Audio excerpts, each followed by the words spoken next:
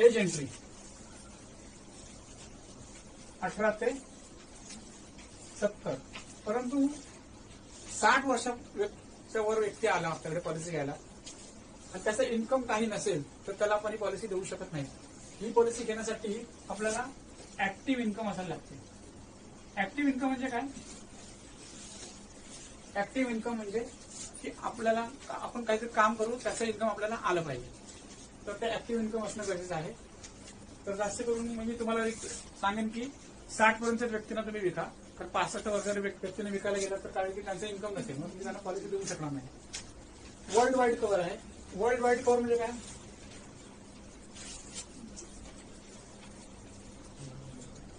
जगामध्ये कुठेही गेला आणि त्या व्यक्तीचा ऍक्सिडेंट झाला, डेथ झाला, डिसेबिलिटी झाली, तरी पण आपण हे कव्हर करणार आहोत, म्हणून आपण वर्ल्ड वाईड म्हणतो. मेडिक्लेम पॉलिसीचं कसं आहे? फक्त भारतातच चालणार, विद इन इंडिया. तुम्ही म्हणाला मेडिक्लेमची पॉलिसी मी घेतली, मी अमेरिकेला जाऊन ट्रीटमेंट घेतो, तर ते अलाउड नाहीये. पण ह्या पॉलिसीमध्ये तुम्हाला वर्ल्ड वाईड कव्हर आहे.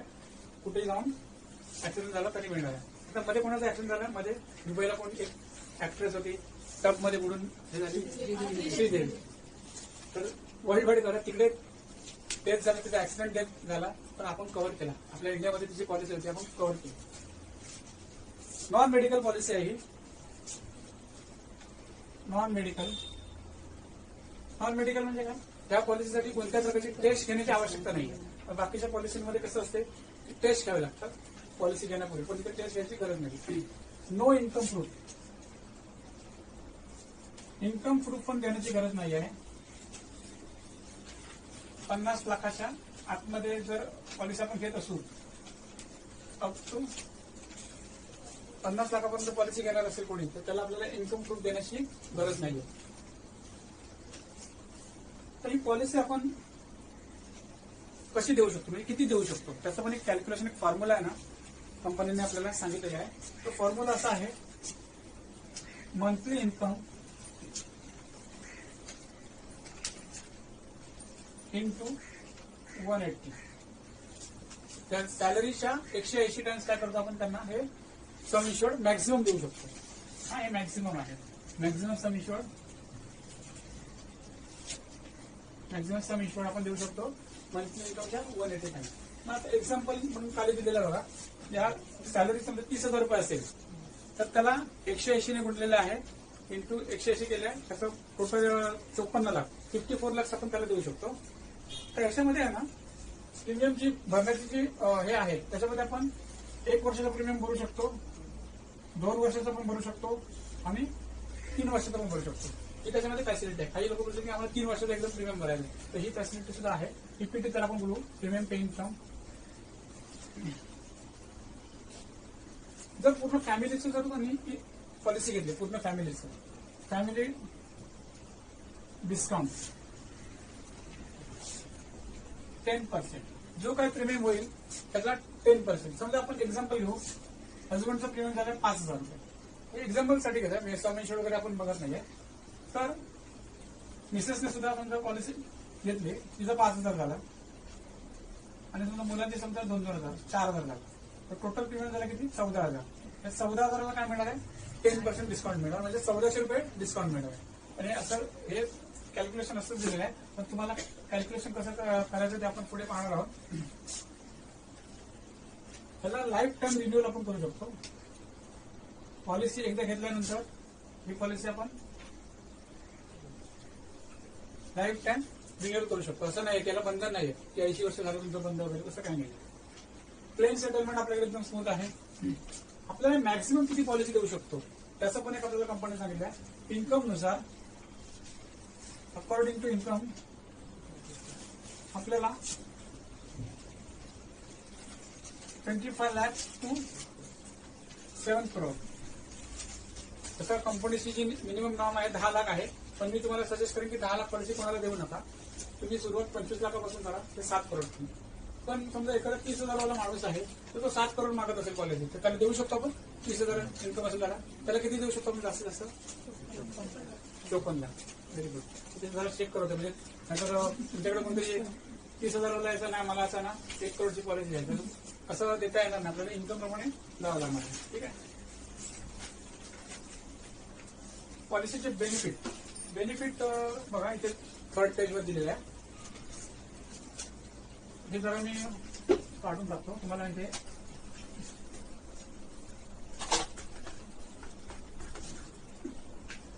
अपघाती मृत्यू जर आला, डेथ, ऍक्सिडेंटल डेथ, तर 100% सम इन्शुर्ड मिळणार आहे. जी काय सम इन्शुर्ड घेतलं असेल 50 लाख 1 करोड जे काय असेल ते. अपघाती पूर्ण अपंगत्व, टोटल डिसेबल झाला. टोटल डिसेबिलिटी म्हणजे काय? टोटल डिसेबिलिटी म्हणजे काय? काम धंदा करू शकत नाही तो फक्त बेड रिडन आहे. तो काहीच करू शकत नाही, घरात काम करू शकत नाही, बाहेर काम करू शकत नाही. तर टोटल डिसेबिलिटी आली त्याला पण आपण 100% देतो. अपघाती अर्ध अपंगत, पार्शल डिसेबिलिटी आली तर त्याला आपण 50% देतो. काही पार्शल म्हणजे अर्ध अपंगत्व म्हणजे काय? अर्ध अपंगत्व म्हणजे काय की समजा एक हात, म्हणजे जे मेजर अवयव कोणते आपले मेजर अवयव? हात, पाय, डोळे, कान, हे सगळं आपले काय मेजर अवयव. हे 2 मेजर अवयव समजा डॅमेज झाले तरी पण टोटल डिसेबिलिटी मध्ये येणार आहे. पार्शल डिसेबिलिटी मध्ये एक मेजर अवयव जर आपल्याला निकामी झाला तर 50% आपल्याला क्लेम करता येणार आहे. अजूनही दुसरे शरीराचे अवयव जसे की समजा अंगठा आहे, हात आहे, तर ह्याच्या अवयवाप्रमाणे त्याला कॉम्पेन्सेशन पर्सेंटेज दिलेले आहे.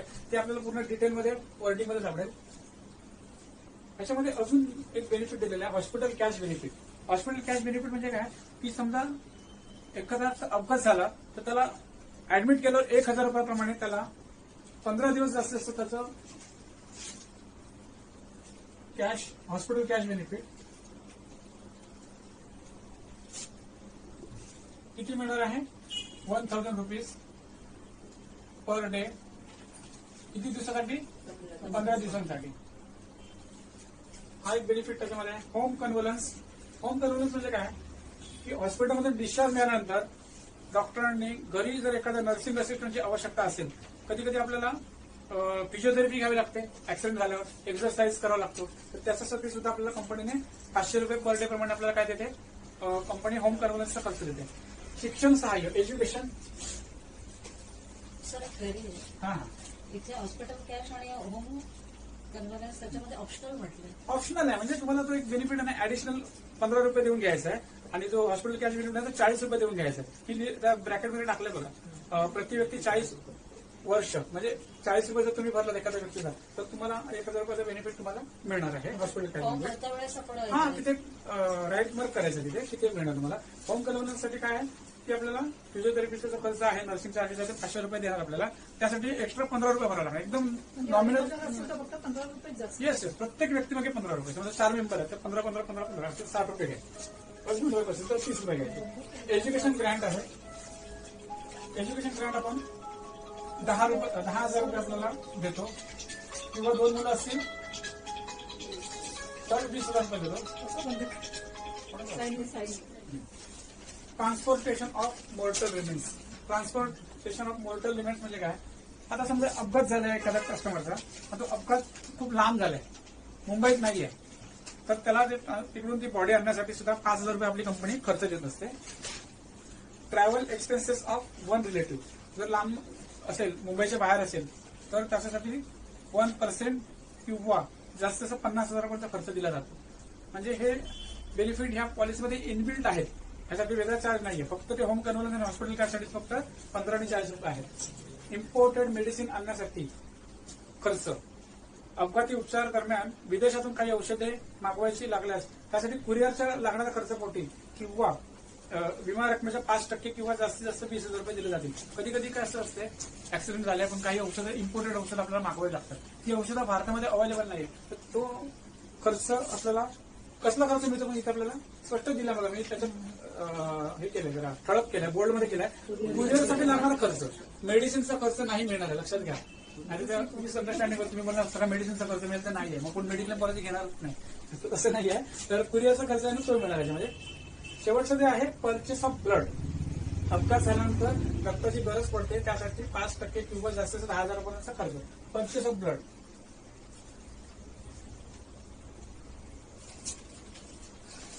तर असं आपल्याला 10,000 आपल्याला कंपनी खर्च देणार आहे.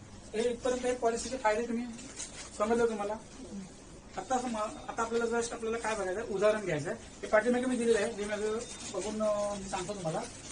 तर एक उदाहरण घेऊया आपण. एखाद्या व्यक्तीचं इन्कम 50,000 रुपये आहे, तर त्याला आपण किती देऊ शकतो पॉलिसी? मगाशी मी सांगितलं सुरुवातीलाच किती, 180 टाइम्स. बरोबर, 50,000 गुणिले 180 किती झाले? 90 लाख. बरोबर, 90 लाख देऊ शकतो. परंतु ह्याच्यामध्ये सुद्धा थोडंसं तुम्हाला अजून दुसरं काही गोष्टी आहेत त्या समजून घ्यायला हव्यात. रिस्क ग्रुप आपण समजून घेतलेला नाही. तर हे महत्वाचं आहे. रिस्क ग्रुप काय आहे ते? Risk group 1, risk group 2.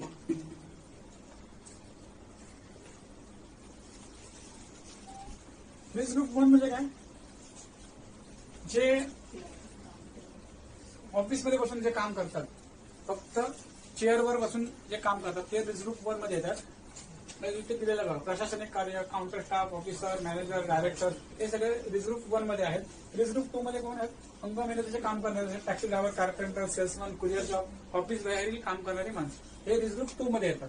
आता याच्यामध्ये सुद्धा ए, बी आणि सी टेबल, हे रिस्क ग्रुप हा वेगळा एक पार्ट आहे. रिस्क ग्रुप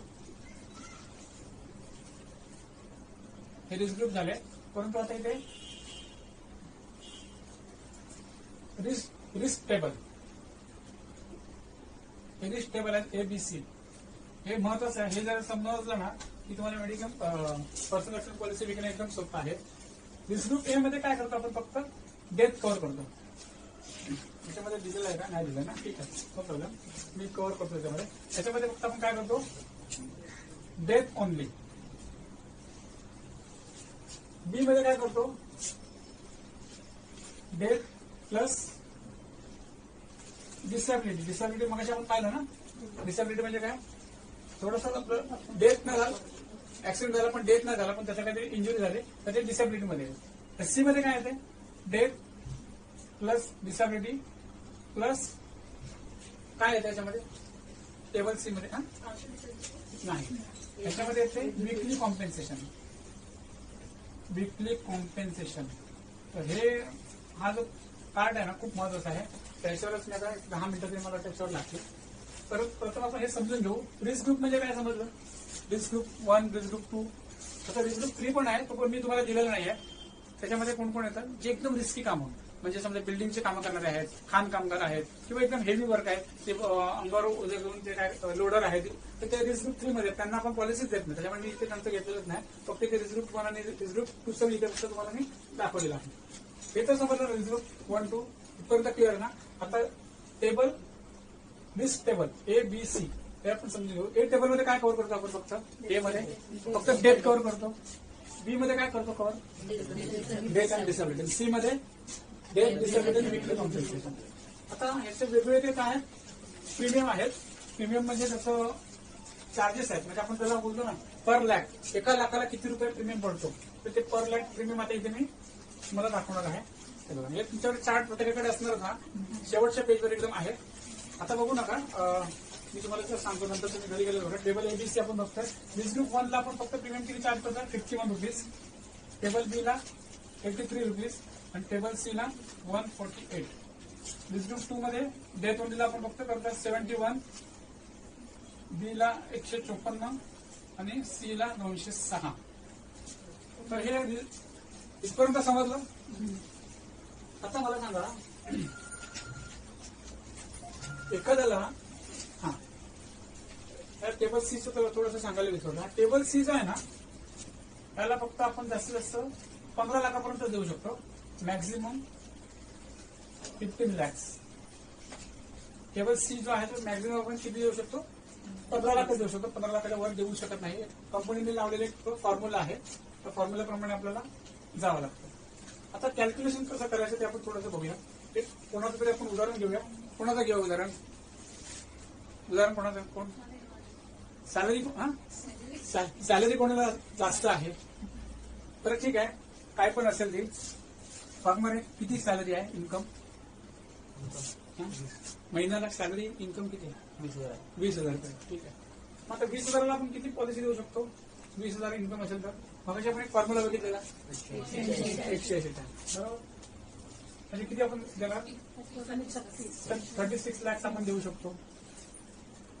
तर 36 लाख मधून काय करावं लागेल? आपल्याला टेबल सी पण द्यावा लागेल. का? तर टेबल सीचा फॉर्म्युला आहे 15 लाख. पण 15 लाख किंवा कसं काढायचं टेबल सीचं सम इन्शोर्ड कसे काढायचे तर त्याचा फॉर्म्युला मी आता तुम्हाला देतो. हा खूप महत्वाचा भाग आहे. हे ज्याला समजलं ना तर तो पर्सनल ऍक्शन पॉलिसी एकदम फटाफट घेणार. तर 20,000 रुपये सॅलरी ते 20 आपल्याकडे काय देतो आपण विकली कॉम्पेन्सेशन देतो ना, म्हणजे आठवड्याचं कॉम्पेन्सेशन आहे. तर आठवडा म्हणजे काय?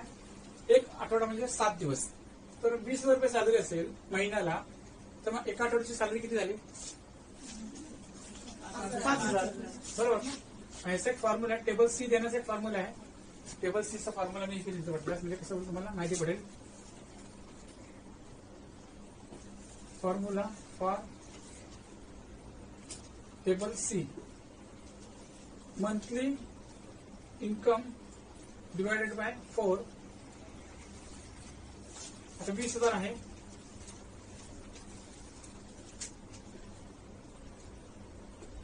गुणिले 100 हा फॉर्म्युला आहे. म्हणजे किती होणार कोणी सांगू शकेल?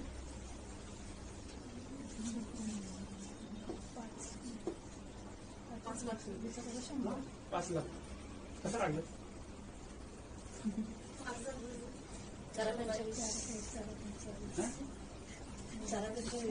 जाऊ द्या, 5 लाख येते.